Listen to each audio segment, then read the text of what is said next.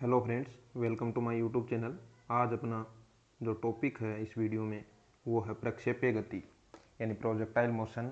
इस वीडियो में अपन projectile motion प्रक्षेपीय गति के बारे में पढ़ेंगे। तो वीडियो शुरू करने से पहले अगर आपने अभी तक चैनल को सब्सक्राइब नहीं किया है तो प्लीज़ चैनल को सब्सक्राइब करें और अपने दोस्तों के साथ शेयर करें। अपना physics first grade RPSC first grade का जो बैच है वो 23 अप्रैल से स्टार्ट होने जा रहा है। 23 अप्रैल से तो ज़्यादा से ज़्यादा दोस्तों के साथ शेयर करें जो फर्स्ट ग्रेड की तैयारी कर रहे हैं फिजिक्स से और सेकंड ग्रेड में मैथ साइंस से फिजिक्स की तैयारी करना चाहते हैं तो जुड़ सकते हैं चैनल से। तो देखते हैं सबसे पहले प्रक्षेपीय गति। तो प्रक्षेपीय गति होती क्या है, सबसे पहले तो इसकी परिभाषा देखनी पड़ेगी। तो प्रक्षेपीय गति के अंदर क्या होता है, पृथ्वी की सतह से क्षैतिज से, जैसे ये अपन पृथ्वी है और ये इसकी सतह के ऊपर क्षैतिज हो गया, अक्ष मान सकते हैं। इसके ऊर्ध्वाधर घटक है, अक्ष है जो है वो वाही अक्ष है। तो क्षैतिज से कोई कोण थीटा बनाते हुए, जैसे ये कोई कोण थीटा मान लिया, क्षैतिज से कोई कोण थीटा बनाते हुए कोई वस्तु को v वेग से ऊपर फेंका जाता है। मान लो v वेग से अपन ने क्षैतिज कोण बना के फेंका, तो ये जो वस्तु है ये एक परवलय के रूप में इस प्रकार ऊपर जाती है और साथ में इसमें दो प्रकार की गति होती है, एक तो ऊपर की ओर गति होती है, साथ में क्षैतिज गति भी होती है।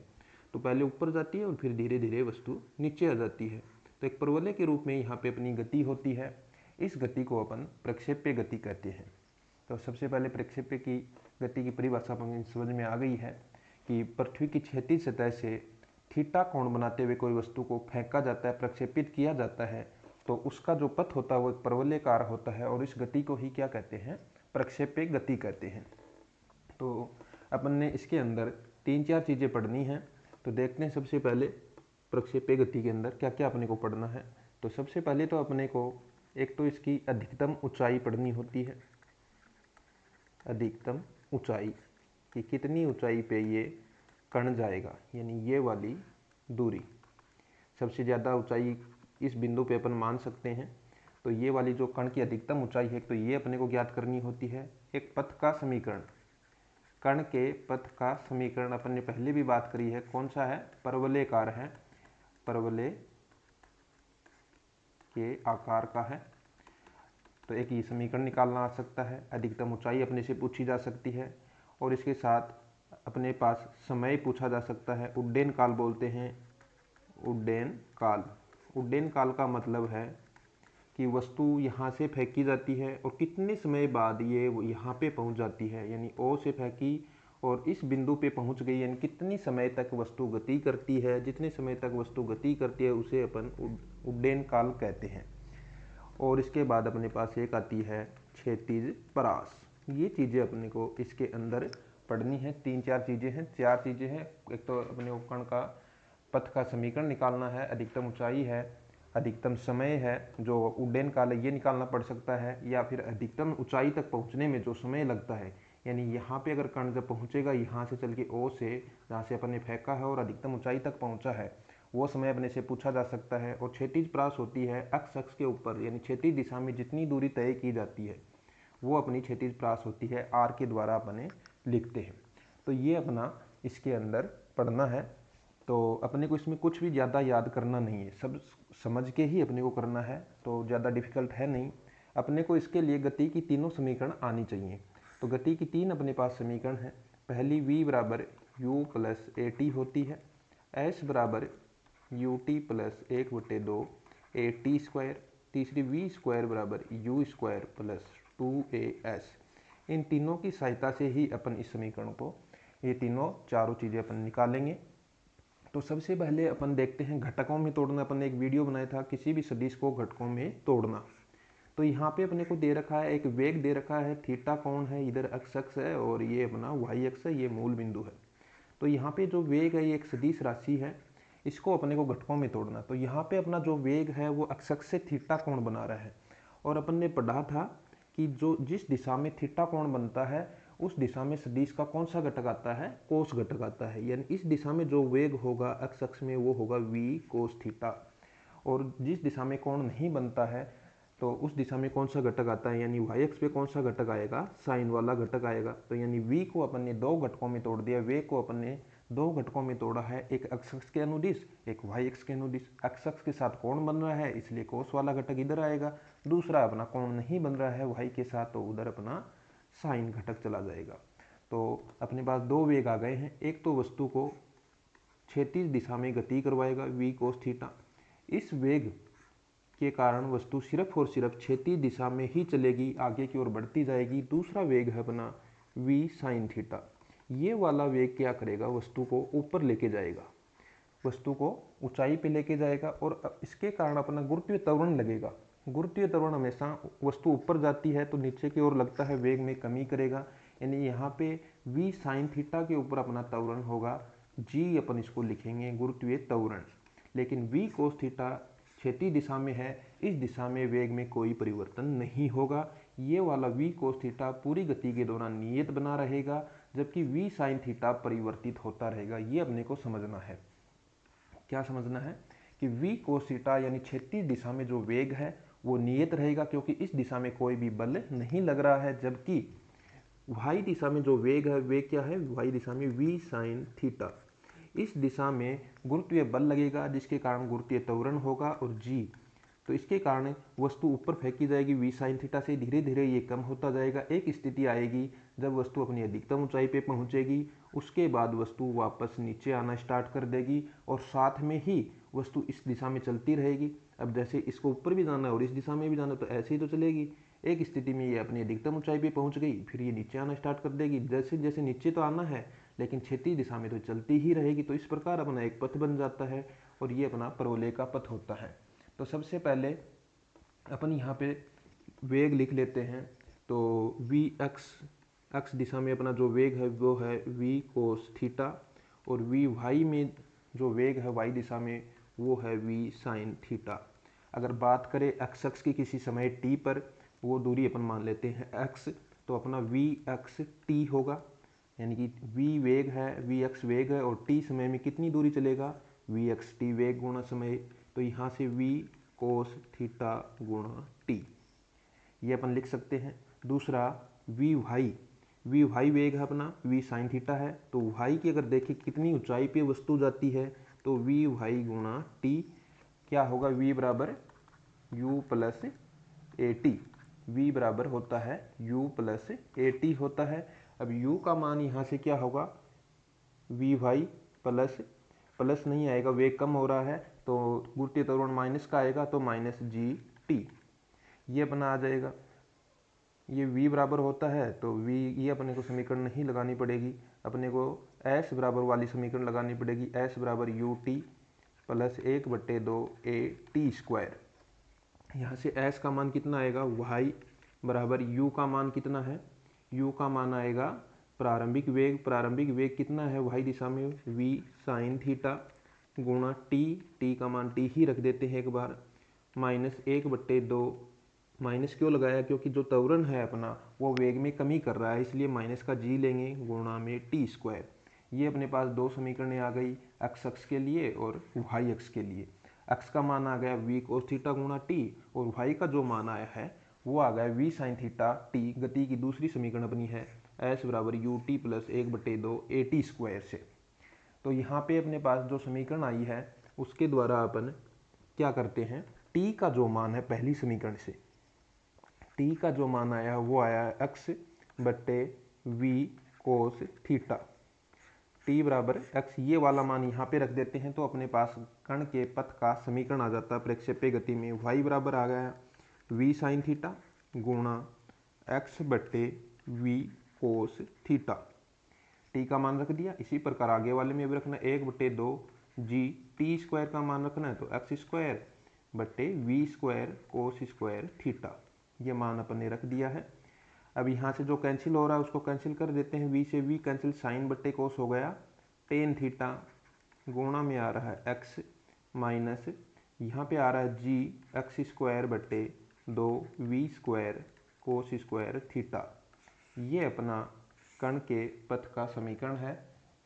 क्या आया है, y बराबर x tan theta minus g x square बट्टे 2 v square cos square theta. और ये जो अपना समीकरण आया ये इस प्रकार का है, y बराबर a x plus b x square, ये जो समीकरण होता है ये परवलय का समीकरण होता है, परवलय का समीकरण है। इसी प्रकार का समीकरण ये है y बराबर ए एक्स के गुणा में कुछ आ रहा है और उसी प्रकार एक्स स्क्वायर के गुणा में भी कुछ आ रहा है, इसी प्रकार का समीकरण है। इसलिए प्रक्षेपीय गति के पथ का जो समीकरण होता है वो परवलय के रूप में होता है। तो परवलय के ये भी परवलय के रूप का होता है।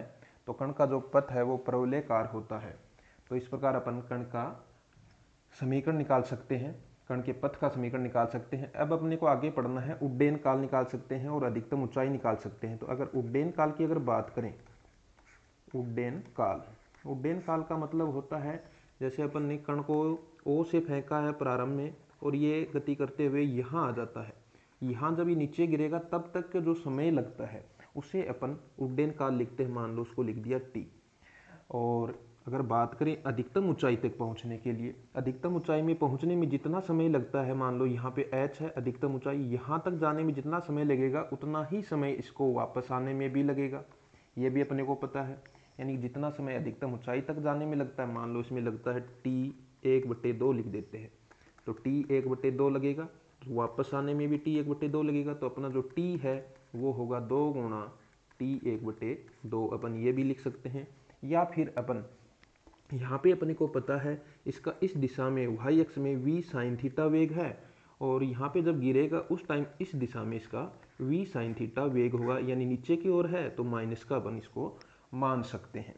तो यहाँ पे अपन समीकरण लगा सकते हैं, इस वाले से भी कर सकते हैं या फिर सीधा v बराबर u प्लस at से भी अपन इसको कर सकते हैं। v अंतिम वेग होता है, अगर देखें तो माइनस v साइन थीटा रख सकते हैं बराबर u यहाँ पे प्रारंभिक वेग है, v साइन थीटा है, माइनस जी टी, एक की जगह क्या लगा दिया माइनस का g और गुणा t। अब यहाँ पे पक्षांतरण करके t निकाल सकते हैं और t क्या होगा अपना उड्डयन काल होगा।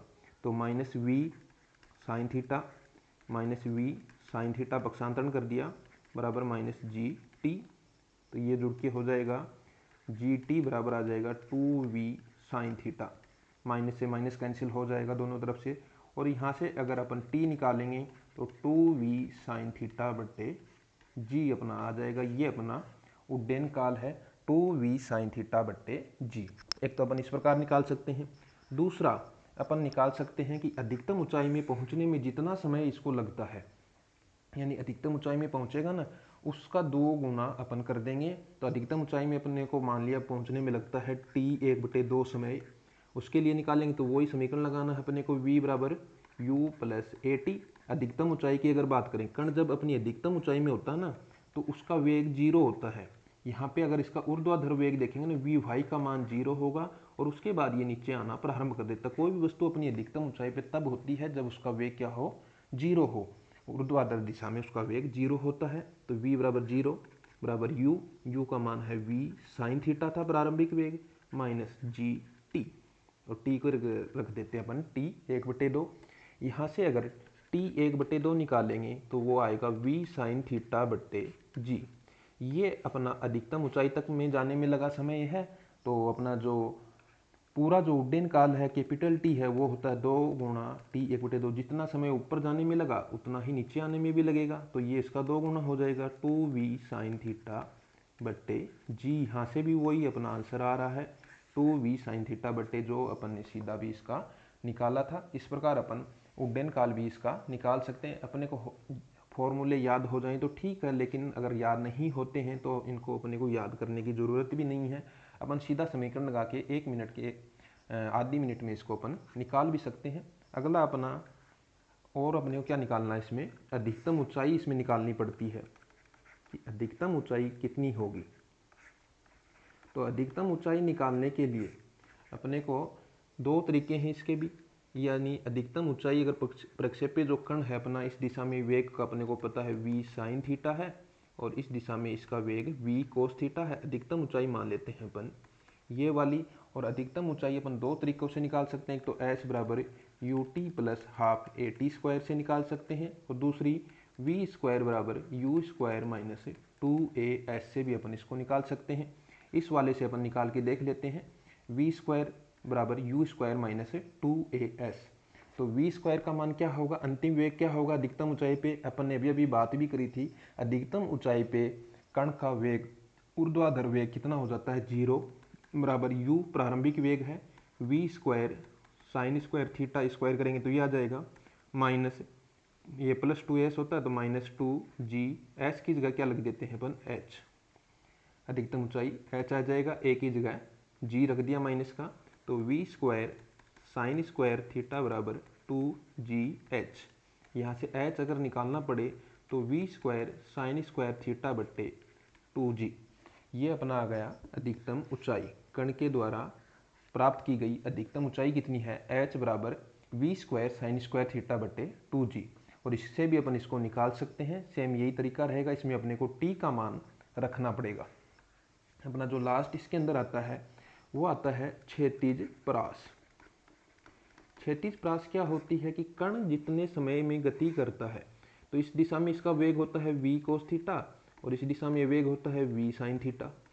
अब v कोस थीटा इसको क्षैतिज दिशा में गति कराता है और v साइन थीटा इसको ऊपर लेके जाता है, और ऊपर लेके जाएगा, जैसे ऊपर जा रहा है ना धीरे धीरे कण, अधिकतम ऊंचाई पे पहुंचता है, अधिकतम ऊंचाई पे पहुंचने के बाद गुरुत्वीय त्वरण इस पे लगता रहता है, धीरे धीरे इसका वेग ऊपर जाएगा तो कम होता जाएगा और उसके बाद ये वापस नीचे आना स्टार्ट कर देता है, लेकिन v कोस थीटा पूरी गति के दौरान v कोस थीटा ही बना रहता है, क्योंकि इसके ऊपर कोई त्वरण गुरुत्वीय त्वरण नहीं लग रहा, क्योंकि इसका वेग क्या है, क्षैतिज दिशा में है।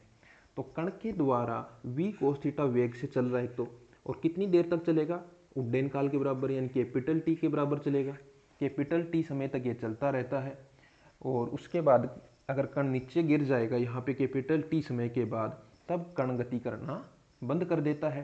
तो इतने समय में इतने वेग से कितनी दूरी तय करेगा वो ही अपने को निकालना है, और वो क्या होती है, क्षैतिज परास रेंज होती है।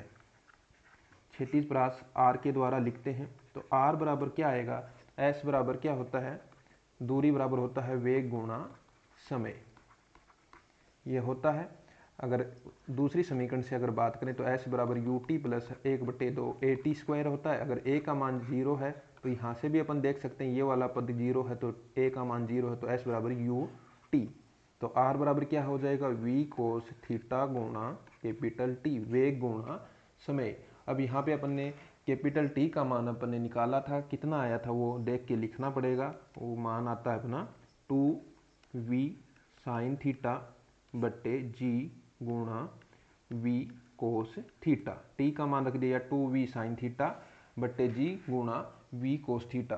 अब यहाँ पे अपने पास इनको आपस में अगर गुणा करते हैं तो 2v स्क्वायर आता है, 2 आ गया, साइन थीटा आ गया, कोस थीटा आ गया बट्टे जी, तो r बराबर v square 2 sine theta cos theta. अब यहाँ पे अपने ये एक सर्वसमीका बनती है 2 साइन थीटा कोस थीटा, ये क्या होता है, 2 साइन थीटा कोस थीटा का जो मान है वो होता है साइन 2 थीटा के बराबर। तो अगर इसका मान भी यहाँ पे रख देते हैं तो ये आ जाएगा v स्क्वायर साइन 2 थीटा बट्टे जी, ये अपनी रेंज होती है, क्षैतिज परास होती है, v स्क्वायर साइन 2 थीटा बट्टे जी। अगर बात करें अधिकतम परास की कि r मैक्सिमम हो, कि कण अधिकतम दूरी तक जाए, तो क्या करना पड़ेगा, तो यहाँ से अधिकतम चाहिए तो यहाँ पे v तो अपन ने जितना वेग देंगे उतनी ही दूर जाएगा, g का मान नियत है साइन 2 थीटा है, ये मान बदलता रहता है। अब साइन 2 थीटा का अगर मान की बात करें, साइन का मान अधिकतम कितना होता है, 1 होता है, यानी कि साइन का मान -1 से 1 तक होता है, या फिर अपन माने 0, इसका न्यूनतम मान -1 होता है। लेकिन अगर बात करें 0 की तो कण कहीं नहीं जाएगा, कब, जब वेग अपन कोण को अपन 0 ले लेते हैं। लेकिन अधिकतम की बात करें तो साइन 2 थीटा का सबसे बड़ा मान कितना होता है, 1 होता है। अब ये कहाँ पे होता है, तो ये देखना पड़ेगा, अपने को पता है कि साइन 90 का मान 1 होता है, यानी 2 थीटा का मान कितना है, 90 है, और थीटा का मान आ गया 90/2 यानी 45 डिग्री। तो आर मैक्सिमम के लिए अपने को थीटा का मान कितना रखना पड़ेगा, 45 डिग्री, यानी कि कण को क्षैतिज से 45 डिग्री के कोण पर अगर अपन v वेग से फेंकते हैं तो अपना कण अधिकतम दूरी तक जाएगा, अधिकतम क्षैतिज परास होगी, और वो अधिकतम क्षैतिज परास कितनी होगी, साइन 2 थीटा का मान कितना हो जाएगा, यहाँ पे 1 हो जाएगा। तो r बराबर क्या आ जाएगा, v स्क्वायर बट्टे जी, v स्क्वायर अपॉन जी आ जाता है। ये इसका क्या होगा, अधिकतम मान होगा। तो उम्मीद करता हूँ कि आपको ये टॉपिक समझ में आया होगा। तो ज़्यादा से ज़्यादा चैनल को शेयर करें और सब्सक्राइब करें, दोस्तों को बताएं और कमेंट में बताइए आपको वीडियो कैसा लगा। Thank you for watching my video. Thank you.